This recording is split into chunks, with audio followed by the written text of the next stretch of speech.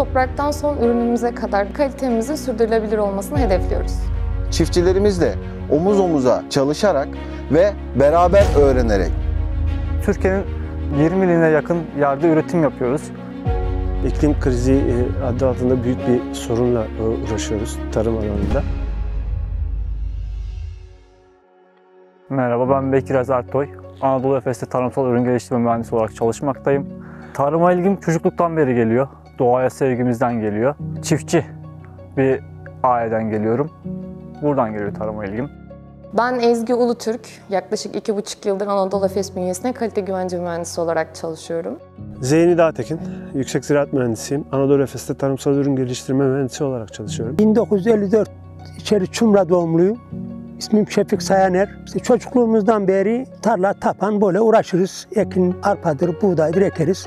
Merhabalar, ben Ekrem Kara, Anadolu Efes'te ziraat mühendisi olarak çalışmaktayım. Şu an burada Konya'dayız. Konya'da bir çiftçimizle beraber burada ekimi gerçekleştiriyoruz. 17 tane arpa çeşidimiz var. Bu arpa çeşitlerimizi biz tarlanın yapısına, iklim özelliklerine, bulunduğu yere, sulu kuru şartlarda mı yetiştiriliyor bunlara bakarak çiftçilerimize önerip bu tarlaların ekimlerini gerçekleştiriyoruz.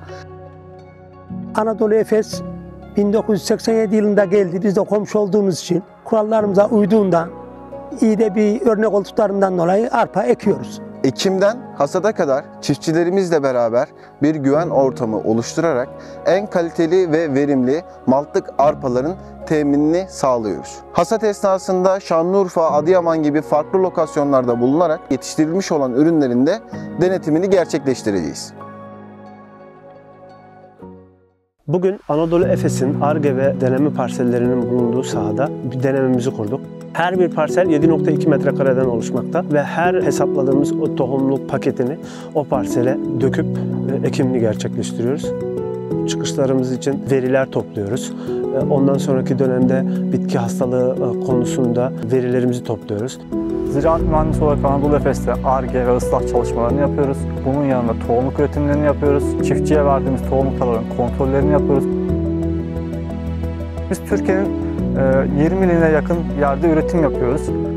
Farklı insanlar tanıyoruz, onlarla kaynaşıyoruz ve birlikteyiz. Anadolu Efes arpa tohumlarını kaliteli verdikleri için denetimlerini de yaptıklarından dolayı bir de tarlalara gidip kontrol ediyor mühendisler.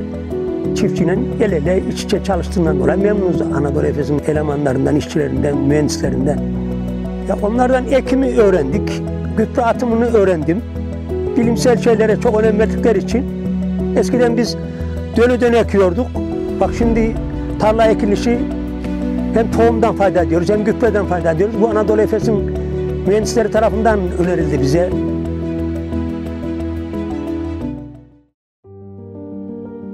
Anadolu Efes'te 17 adet maltlık arpa çeşidi bulunmaktadır. Önümüzdeki yıllarda bu sayı artacaktır.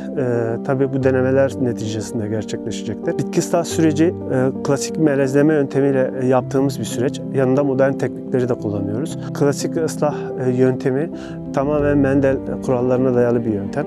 Onun yanında moleküler genetik tekniklerini de kullanarak bitkiye, seçeceğimiz bitkilerde daha net ve verimli sonuçlar elde edebiliyor. Bunun yanı sıra arpanın belli dönemlerinde, gelişim dönemlerinde sürekli arazi kontrolleri yapıyoruz. Buradan işte atıyorum Afyon'a çıkıyoruz. Eskişehir, Kütahya, Çorum, Ankara, Adıyaman, Şanlıurfa, Diyarbakır gezip tek tek tarla kontrollerini gerçekleştiriyoruz. Herhangi bir sorun veya sıkıntı gördüğümüz zaman bunu çiftçiyle iletişime geçip uyarıyoruz. Ne yapabiliriz çiftçimizle konuş? En az girdi maliyetini oluşturacak şekilde ve tarımı sürdürülebilir hale getirecek şekilde çiftçimizle beraber o arpaya ekilen maltlık tarlanın yetiştirilmesinde başında bulunuyor. Onunla beraber ilerliyoruz. Sonrasında hasat döneminde de yine aynı şekilde bu tarlaların kontrollerini gerçekleştirip tarlanın hasada uygun mu değil mi olduğunu belirleyip çiftçilerimizle beraber hasadını gerçekleştiriyoruz.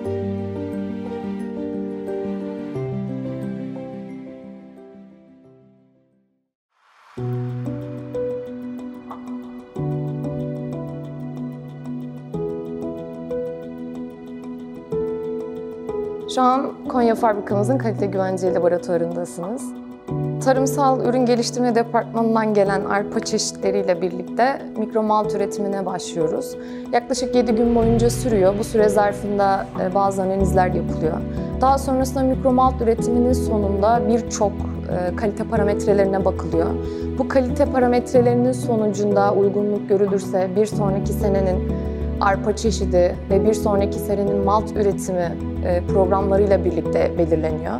Daha sonrasında malt üretimi gerçekleşiyor ve bu malt üretimi sırasında da birçok kez kalite parametrelerine bakarak kalitemizi en üst düzeyde tutmayı hedefliyoruz.